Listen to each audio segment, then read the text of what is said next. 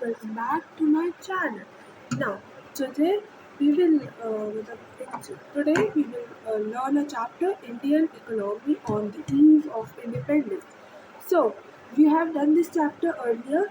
So first we will recap all that we have done earlier. Then we will move forward. Now, whatever we have done, I will revise. See, whatever we have studied that there was a see हमारा जो हमारी India उसको हम बोलते थे सोने की चिड़िया। अब वो सोने की चिड़िया को ईस्ट इंडिया कंपनी एंड उस समय मोनार्की चलती थी। तो सोने की चिड़िया और अपने महाराजा कौन थे? सिराज उद्दौला। और जो ईस्ट इंडिया कंपनी के हेड थे या जो भी बोल लो, वो थे आई थिंक सो वो थे रॉबर्ट क्लिफ। ठीक है, तो वो रॉबर्ट क्लिफ थे। इन दोनों के बीच में कॉन्ट्रैक्ट साइन हुआ कि टैक्स फ्री रहेगा, कुछ टैक्स पे नहीं होगा। तो इस सिराजुद्दौला को लगा कि अब ये जो रॉबर्ट क्लिफ है ईस्ट इंडिया कंपनी का, तो इसका ये फोर्ट बनाया था इसने, फोर्ट विलियम बंगाल में। तो ये बंगाल में उसने बनाया था। तो ये जो सिराजुद्दौला था, ठीक है, तो ये बंगाल का नवाब था। तो अब उसको लगा कि इसके कुछ वो जो कॉन्ट्रैक्ट साइन किया उस पर कुछ खिचड़ी पका रहा है, कुछ ऐसा हो रहा है। तो क्या हो रहा है कि ये अपने मतलब उसको कुछ गड़बड़ लगी, तो बोला दया कुछ गड़बड़ है।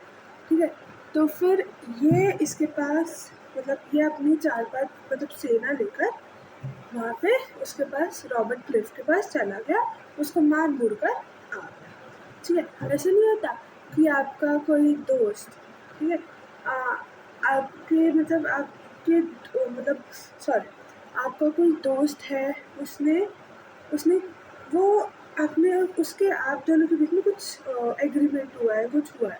तो वो अपना ग्रुप बनाकर बोल रहा है कि इस एग्रीमेंट का हम फ़ायदा उठाएंगे। तो वो फ़ायदा उठा रहा है, आपको लग रहा है कुछ फिशी हो रहा है, तो आप अपने दोस्तों को लेकर पहुंच जाते हो, इसको मार मुड़ कर आ जाते हो। अब ये क्या करेगा, आपका जो भी एक दोस्त है जो आपकी जगह लेना चाहता है, उसको लेगा, उसको बोलेगा कि मैं तेरे को हेड बनाऊंगा इसका, जैसे मैं हेड कर लूँ, तो वो हेड बनाएगा उसका। ये उधर चले जाएगा, ये जिसने मुझे धोखा दे दिया। अब एक वैसा ही होता है और उनके बीच में एक बैटल ऑफ प्लासी होता है। 1757 में हुआ होगा, 1757 से लेकर अगर आप 1947 तक बात करोगे तो ऑब्वियसली 200 ईयर्स हो गए ब्रिटिशर्स को हम पे रूल करते हुए। ठीक है, ये हमने पढ़ा था।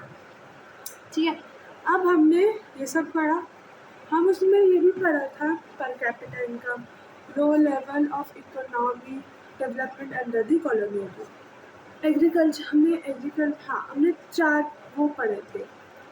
क्या पढ़े थे कि जो बेसिक पर्पस ऑफ ब्रिटिश है, the basic purpose of British is the basic purpose of British to use Indian's economy.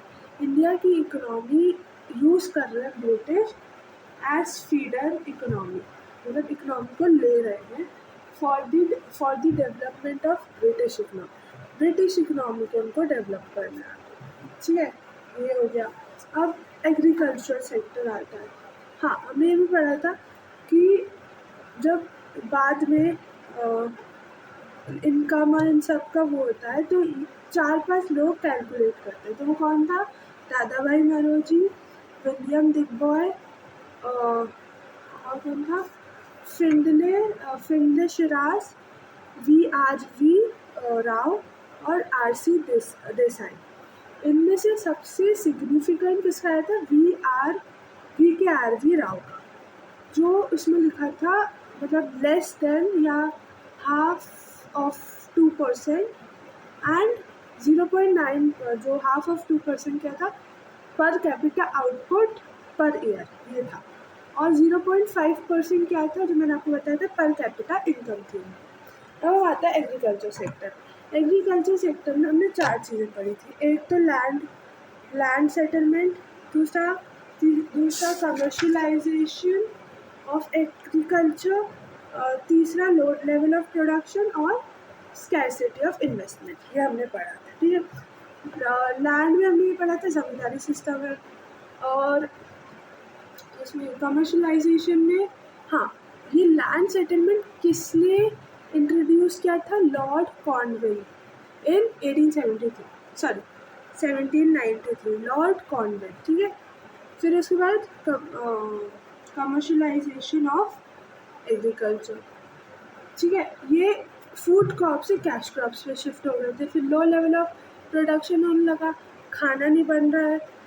अब जो पैसे मिल भी रहे हैं वो टैक्स के रूप में या रेंट के रूप में जा रहे हैं ज़मींदार को, और ज़मींदार 1/3 दे रहे हैं ब्रिटिशर्स को, और अगर नहीं दे पाएंगे तो वो अपनी राइट्स से हाथ धो बैठेंगे, खो देंगे। और फिर चौथा था स्कैरसिटी ऑफ इन्वेस्टमेंट। सबको लगता है कि जो एग्रीकल्चर है वो एक रिस्की काम है और कोई इस पर इन्वेस्ट भी नहीं कर रहा था, तो that's why scarcity of investment, कोई बिलीव नहीं कर रहा था। तो ठीक है, ये हमने रिवाइज करा कि हमने क्या क्या आगे पहले क्या पढ़ा। अब चलो लेक्चर 2 स्टार्टिंग। तो Indian economy on the eve of independence, सबको समझ में आया? Okay, now we are starting with this second lecture. Okay, now let's start. तो हम पढ़ेंगे इंडस्ट्रियल सेक्टर। इंडस्ट्रियल सेक्टर में हमें ये पता कि बिफोर ब्रिटिश रूल के पहले, जो before British rule, India's economy was mainly agriculture, but it's handicraft industries were famous world wide.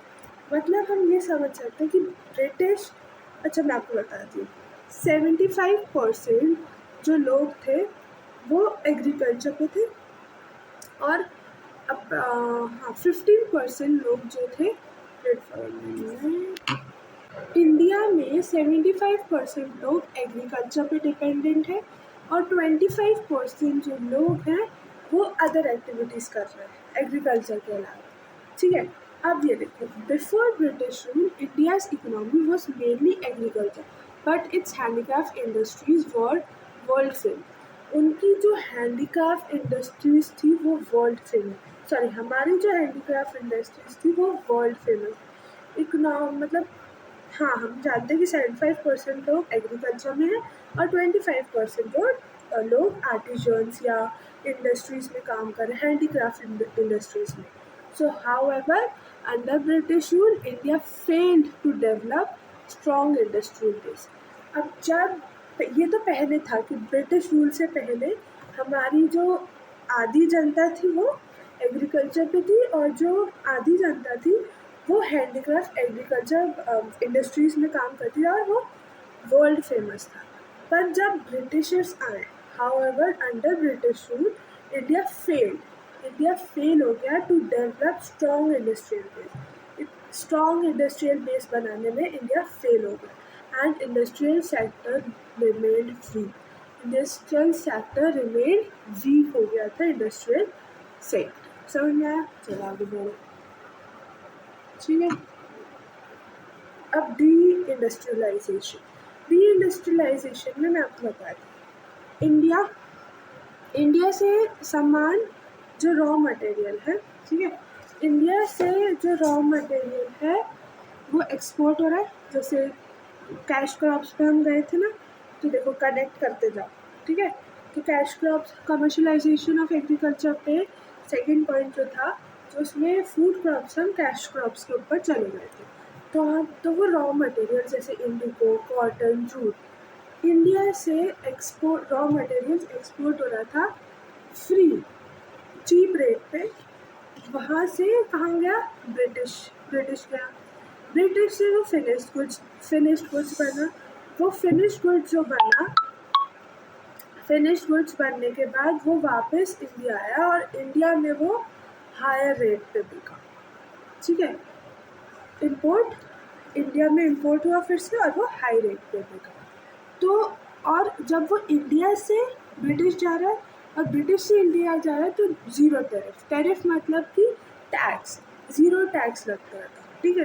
ये तो समझ में आया, ठीक है। अब वो ब्रिटिश से इंडिया जा रहा है तो दैट इज़ फिनिश गुड्स। हमें बाहर, हमारे पास जैसे सुनो, वीट, अब वीट हम ग्रो कर रहे हैं, ठीक है। तो हम बाहर से कॉल करके मंगवाएंगे क्या?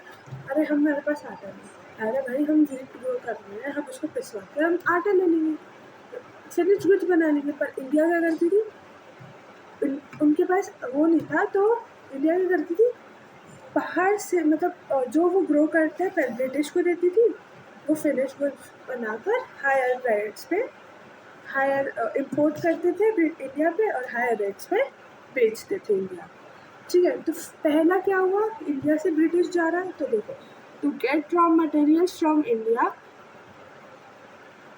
players to be used by upcoming modern industries.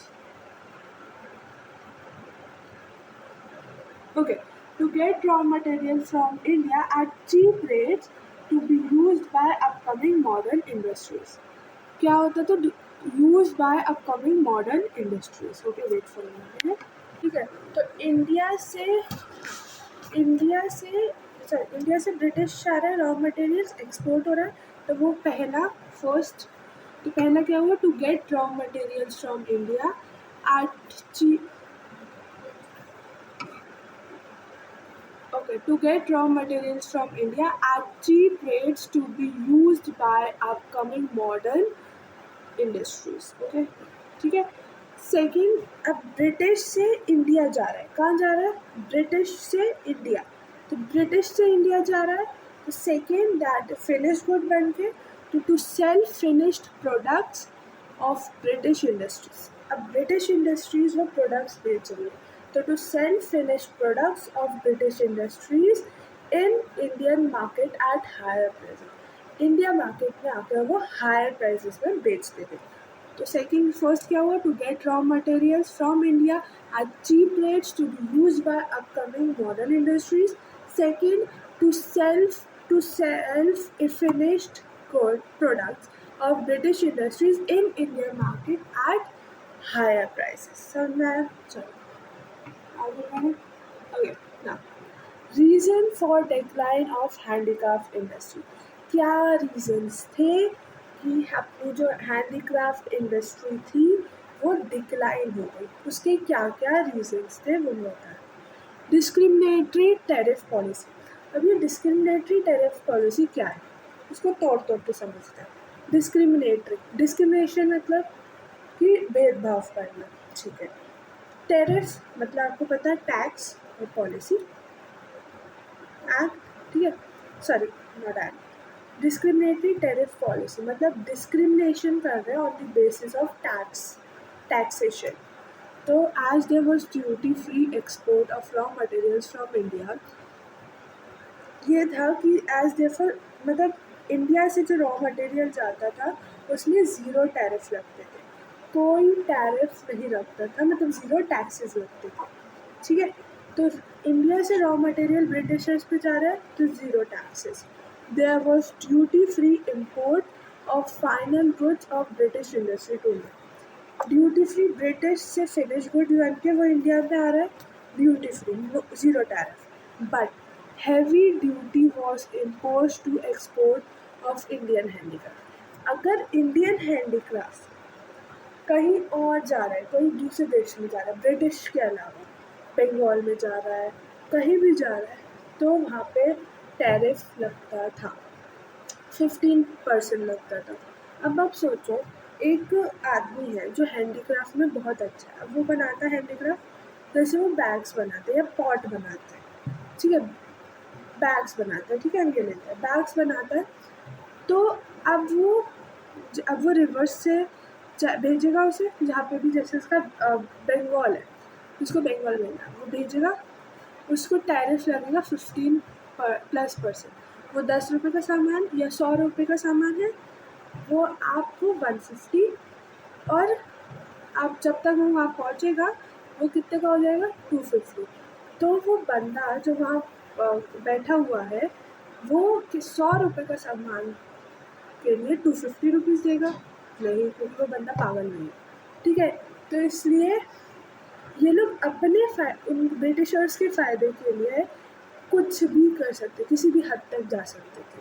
तो ये हमको कमाना नहीं देना चाहते थे कि अगर हम इंडिपेंडेंट बन गए, हम कमा कर अपनी रोज़ी रोटी करने लग गए, तो जो ब्रिटिशर्स, जहाँ ब्रिटिश की जगह पे जहाँ पे इतनी बड़ी इंडस्ट्रीज़ बन रही है, वो क्या काम आएंगी, ठीक है। तो ये लोग ये चाहते थे, ठीक है। अब let's move on. Okay, about the adverse effect of decline of handicraft industry. So adverse effect of decline of handicraft industry में डिक्लाइन होने लगा था हैंडीक्राफ्ट इंडस्ट्री, ब्रिटिशर्स करने नहीं दे रहे थे, हाई लेवल ऑफ अनएम्प्लॉयमेंट हो रही थी। अब ज़्यादातर लोग उसमें ही है, 25% लोग इसमें हैंडीक्राफ्ट्स में है, तो हाई लेवल अनएम्प्लॉयमेंट तो होगी, हाई लेवल ऑफ अनएम्प्लॉयमेंट होती थी। The displaced artisans were force to take up agriculture for the livelihood. अब उनको अपनी रोजी रोटी के लिए, खाना के लिए अपना प्रोफेशन आर्टिजन से चेंज कर क्या करना था, आर्टिजन से। तो the displaced artisans were forced to take up agriculture for the livelihood. उनके लाइवलीहुड के लिए मतलब आर्टिजन्स के, उनको अपनी रोजी रोटी भी कमानी है, तो उसके लिए वो शिफ्ट हो गए थे एग्रीकल्चर पे, ठीक है। Import of finished goods. अब जो फिनिश्ड गुड्स ब्रिटिश से इंडिया आ रहे थे, Indian made goods could not withstand by foreign competition of machine made cheap goods। अब क्या हुआ, अब जो वो हैंड से बना रहे थे हैंडीक्राफ्ट, वो मशीन से बनाने लगे। रॉ मटेरियल यहाँ से जा रहा है, तो वो मशीन से बनाने लगे ब्रिटिशर्स। तो ऑब्वियसली जब आप मशीन से बनाओगे तो वो चीप होगा। ये 100 रुपये का बैग और वहाँ पे वो 15-10 रुपये में बेच रहे हैं, तो वो व्यक्ति कैसे लेगा वो 15-10 रुपये का बैग? क्यों? क्योंकि वो देखेगा ज़्यादा सस्ता कौन है, ज़्यादा सस्ता कौन सा, तो वो वही लेगा। तो इसलिए ये लोग विथस्टैंड नहीं कर पाए। इम्पोर्ट ऑफ फिनिश्ड गुड्स में Indian made goods could not withstand by foreign competition of machine made cheap goods, ठीक है। तो वो विथस्टैंड नहीं करता, वो कॉम्पिटिट नहीं करता, ठीक है। अब आता है lack of capital goods. What do you, अब हम बोले what do you mean by capital, तो कैपिटल मतलब टूल्स और मशीन्स या ये सब। अब during the British rule there was hardly any capital goods. Industry to promote for the industrialisation in India. अब during the British rule there was hard, मतलब जब ब्रिटिश रूल चल रहा था, तो during the British rule there was hardly any capital goods. वहाँ पे hardly any capital goods थे, मतलब हथौड़ा या मशीन्स या टूल्स, कुछ भी। Industry to promote from for the industrialisation India. अगर जैसे आप फॉर एग्जांपल एक इंडस्ट्री बनाना चाहते हैं, तो आपके पास बेसिक तो चीज़ें होनी चाहिए ना, ईंट होनी चाहिए, हथौड़ा होना चाहिए, उसका सीमेंट होना चाहिए, या मशीन्स होनी चाहिए जिससे आप कुछ बनाओगे।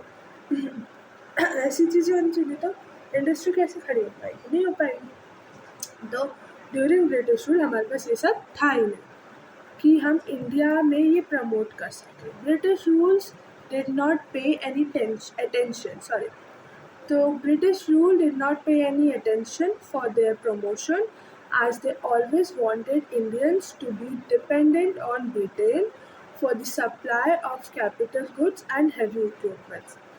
वो सिर्फ यही चाहते थे कि, ठीक है, तो समझ में आया कि हो गया था, हाँ।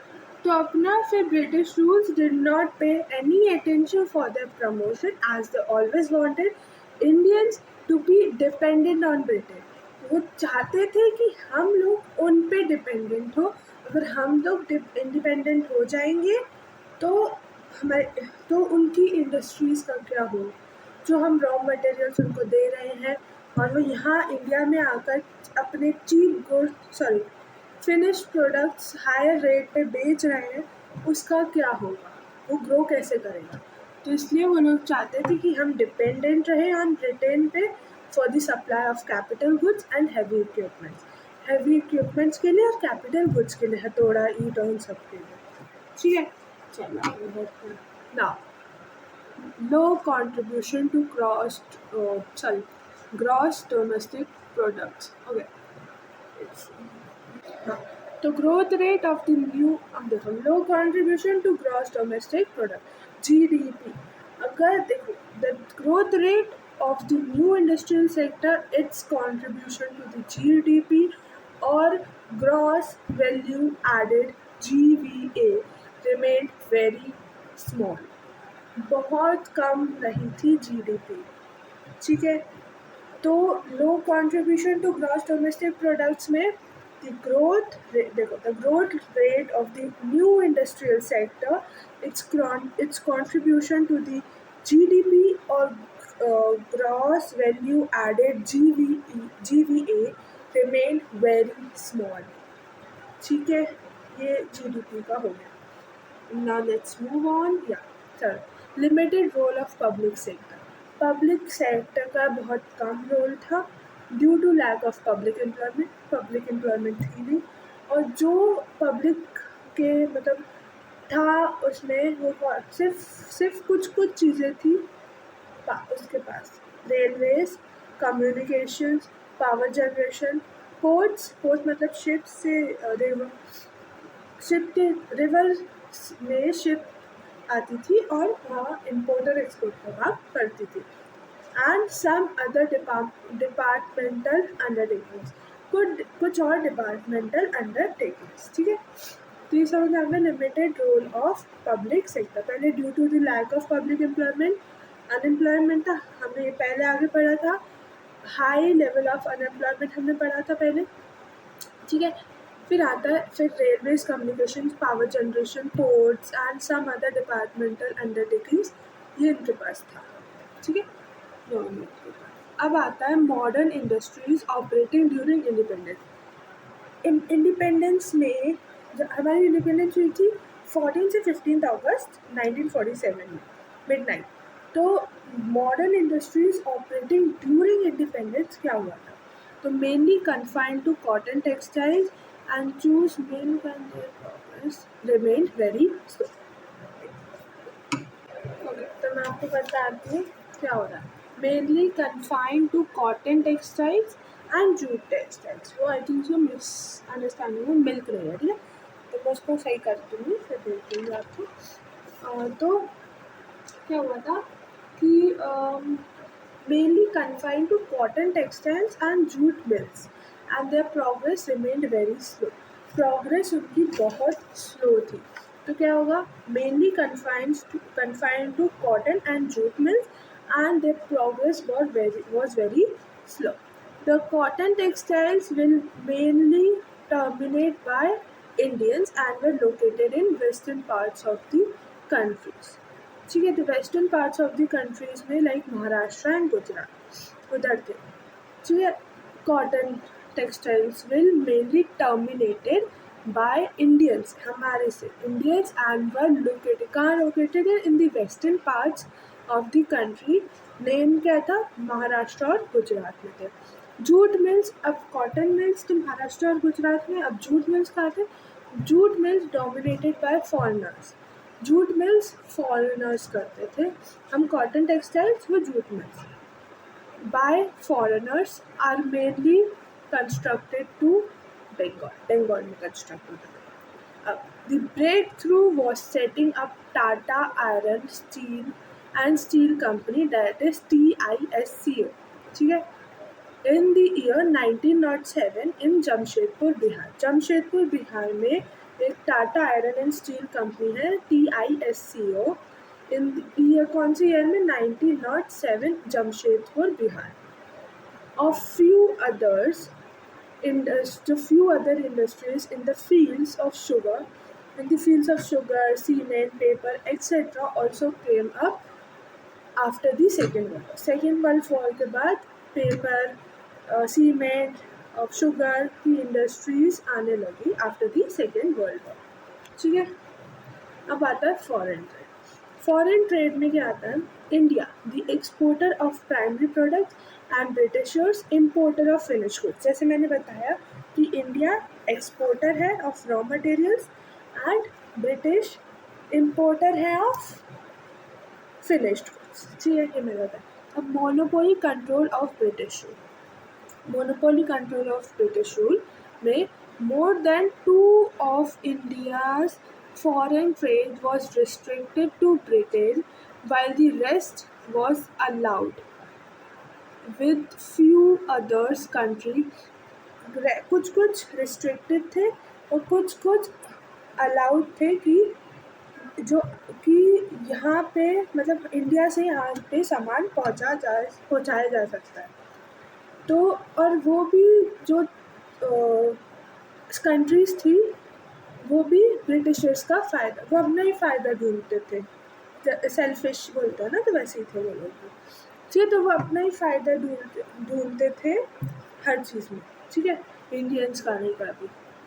more than two of India's foreign trade was restricted to Britain while the rest was allowed with few others countries like China, Sri Lanka and Iran. China, Sri Lanka और ईरान। श्रीलंका को हम साइलॉन भी बोलते हैं और आई थिंक सो ईरान को हम पर्शिया पहले बोलते थे। साइलॉन श्रीलंका को बोलते थे पहले। The opening of the Suez canal खुला था in 1859 as a direct route for the ships operating. तो ये स्वेज कैनाल था 1859 में जो था, मेडिटेरेनियन सी से वो पूरा घूम के जाना पड़ता था हमारे। अब उसने एक छोटा सा रास्ता निकाला बीच में बिटवीन इंडिया एंड ब्रिटेन, तो अब वो तो उसको नाम दिया स्विस कैनाल, 1859 में बना था। छोटा सा रूट है, इससे टाइम भी बच जाता है और कॉस्ट भी इतनी नहीं लगती। ठीक है, drain of Indian wealth during British rule. Drain of Indian wealth, अब ड्रेन ऑफ इंडियन वेल्थ मतलब कि इंडियन वेल्थ जैसे बोलते हैं ना ड्रेन, तो इंडियन वेल्थ जो थी वो डूब चुकी थी ज़्यादातर। हम काम करते थे और हम काम करते थे और उनके हमारे जो पैसे थे वो रेंट के थ्रू या किसी लगान या टैक्स के थ्रू वो ब्रिटिशर्स के पास चले जाते थे। तो वो उस पैसों से वो क्या करते थे, वो लोग to make payments for expenses incurred by an office अब by the colonial government in Britain. जो भी कॉलोनियल गवर्नमेंट ब्रिटेन में बनाई हुई है उन सब का पैसे भरते थे, मेंटेनेंस देते थे। दूसरा, to meet expenses on war, जो भी meet expenses on war of the British government जिससे भी वॉर लड़ती थी वो पैसा उसमें यूज़ हो जाता था इक्विपमेंट्स बाय करने में। टू इम्प्रूव इनविजिबल आइटम्स मतलब सर्विस। जैसे मैं टीचिंग कर रही हूँ तो तुम मेरी जो सर्विस है, जो मैं सर्विस दे रही हूँ टीचिंग, उसको छू नहीं सकते, ठीक है, उसको देख भी नहीं सकते, मतलब हाँ, तो इनविजिबल आइटम्स। ठीक है, नेक्स्ट अब आता है अपना डेमोग्राफिक कंडीशन। डेमोग्राफिक कंडीशन ये बोलता है, देखो अपना जो ऑफिशियल सेंसस था वो 2011 में हुआ था, जनगणना जिसे हम बोलते हैं, और अभी आप देख रहे होगे अभी स्टार्ट हो रहा है। ठीक है, अभी भी 2027 में अभी होगा। जैसे आप लोग सब सुन रहे होंगे, आपके पेरेंट्स जो भी टीचर्स हैं, BLOs हैं, वो सब इन चीज़ों में देते हैं। जैसे आपके घर में आकर वो लोग चेक करते हैं कि पहले आप बताओ कि आपकी कितनी फैमिली है, मतलब कितने लोग हैं, how many members are there in the family, adult कौन है, सबसे बड़ा कौन है, सबसे छोटा कौन है, ऐसा सब सेंसस होते हैं। ठीक है, तो एवरी 10 ईयर्स ही होते हैं। तो अब देखो, ऑफिशियल सेंसस पॉपुलेशन काउंटिंग होती है। फर्स्ट टाइम ये कब हुआ था? 1881। ये याद रखना, ये आ सकता है, ये MCQs में बहुत अच्छा क्वेश्चन है। 1881 में ये पूछ सकते हैं कि फर्स्ट सेंसस कब कंडक्ट हुई थी, दैट इज़ 1881, और एवरी 10 ईयर्स में होती रहती है।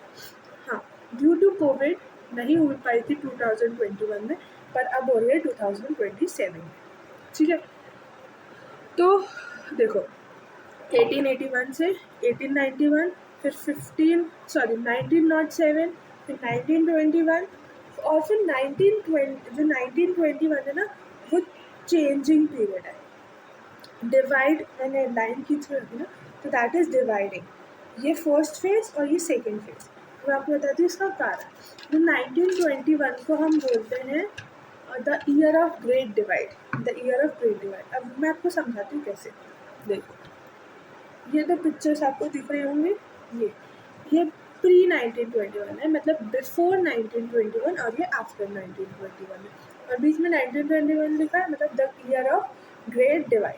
अब जो ये पहला 1921 है, इसमें क्या होता है, इसमें ये होता था जो पहले पीरियड ऑफ 1921 में क्या होता था, फर्स्ट फेज में पॉपुलेशन जो ग्रोथ थी, तो फर्स्ट फेज में पॉपुलेशन ग्रोथ अनइवन थी, मतलब कि कभी बढ़ रहा है कभी कम हो रहा है, कभी बढ़ रहा है कभी कम हो रहा है, कभी बढ़ रहा है कभी कम हो रहा है, ऐसा होता था। तो जो पॉपुलेशन ग्रोथ थी अनइवन थी फर्स्ट फेज में। फर्स्ट फेज मतलब कि 1921 से पहले फर्स्ट फेज में क्या होता था, अनइवन पॉपुलेशन ग्रोथ होती थी, मतलब हाई बर्थ रेट और हाई डेथ रेट, दोनों हाई होते थे, तो मतलब हाई डेथ रेट और हाई बर्थ रेट, लोग ज़्यादा पैदा भी हो रहे हैं, लोग ज़्यादा मर भी रहे हैं।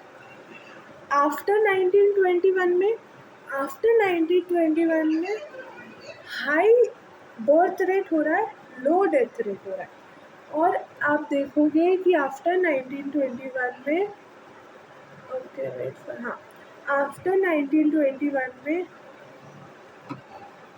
हाँ आप देख सकते हो कि जैसे इसमें प्री 1921, पोस्ट 1921, नीचे देखो क्या लिखा है, प्री पोस्ट 1921 में high birth rate, low death rate, era of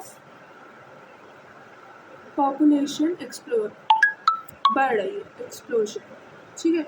और इसमें क्या हो रहा है, high death rate, high high death rate और high birth rate, low population growth, the year of the great divide, 1921 को बोला है the year of the great divide, understood. Okay, now let's go further. Okay, अब हम ये बोलते हैं कि why 1921 is called the year of great divide. अब ये याद रखना कि 1921 is the year of great divide. ये एमसीक्यूज में भी आ सकता है, ये पूछा भी जा सकता है ये क्वेश्चन कि why 1921 is called the year of great divide. So before 1921, India was in the first stage of demographic transition with very high birth rate and high death rate. जैसे मैंने आपको बताया कि बिफोर में हाई डेथ रेट और high birth rate था, तो वो पॉपुलेशन ग्रोथ अनइवन भी थी, तो the death rate fluctuated from years to years, and as a consequence the size of population remained almost stationary. Okay.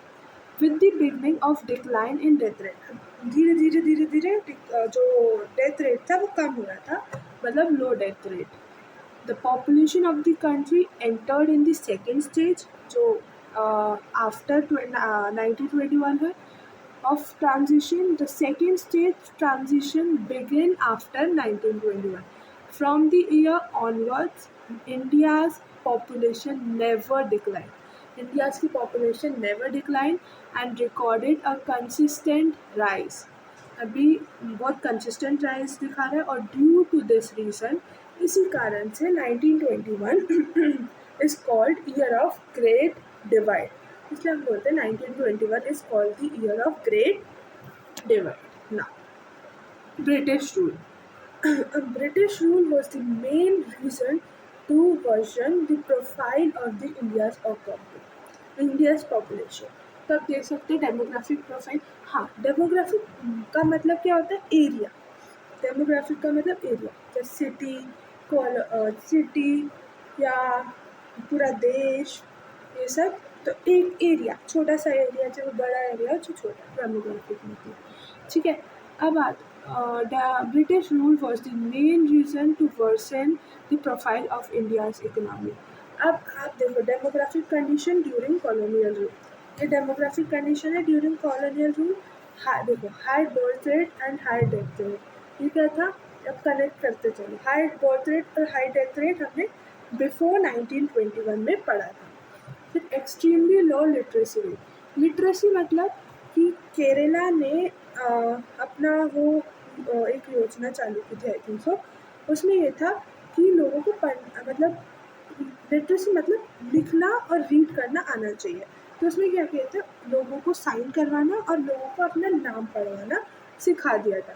मतलब अगर लोग साइन कर सकते हैं और अपना नाम पढ़ सकते हैं तो मतलब वो लिटरेट है, पढ़े लिखे हैं, ठीक है। Ability to read and write, okay. Overall देखो, ओवरऑल लिटरेसी कितनी है 16%, और फीमेल लिटरेसी कितनी है लेस देन 7%, 7% कम है, 7% से कम है female literacy. Poor health facilities, poor health facilities है like lack of infrastructure, limited access, lack of infrastructure है, लिमिटेड एक्सेस है, ठीक है।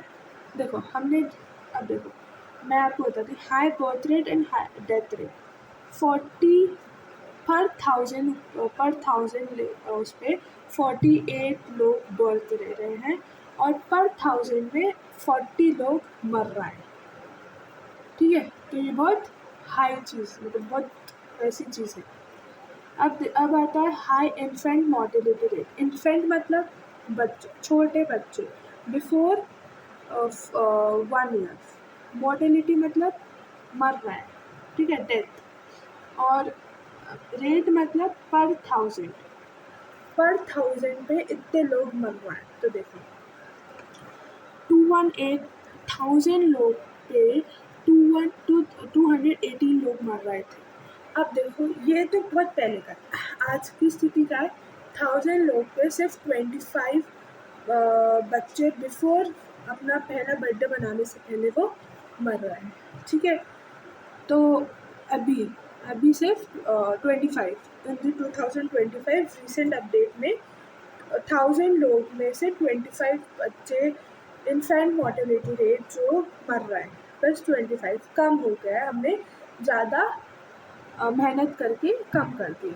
लो life expectancy, colonial era average 32 years तक लोग अभी, मतलब तब तक लोग जिंदा रह पाते थे, क्यों, क्योंकि माल न्यूट्रिशन, मतलब इतना न्यूट्रिशन नहीं खाते थे वो लोग तो जल्दी मर जाते थे। न्यूट्रिशन चाहिए ना बॉडी को, ब्रिटिशर्स के कारण हमें न्यूट्रिशन नहीं मिलता था, हम खाना अच्छा खाना नहीं पाते थे, तो इसलिए हम जल्दी मरते थे। टुडे क्या है, टुडे 67 से 68 ईयर्स के बीच में हम तब तक जी रहे हैं। वाइड स्प्रेड पॉवर्टी, पॉवर्टी भी बहुत बढ़ चुकी है, और नो डाउट अभी भी है पॉवर्टी, और ये भी मतलब हमें ये डाउट नहीं कि अभी है पॉवर्टी, तो पहले तो और रही होगी, अभी तो कम हो गई पर पहले तो और रही होगी पॉवर्टी, है ना। तो this was all for today. So क्या, तो ये अच्छे से याद कर लेना, मतलब ये बहुत इम्पॉर्टेंट है। सो जो भी मैंने इम्पॉर्टेंट बोला पढ़ लेना अच्छे से। All the best and thank you. Like share subscribe कर देना यार, ठीक है। तो thank you for watching this video. सत श्री अकाल, बाय।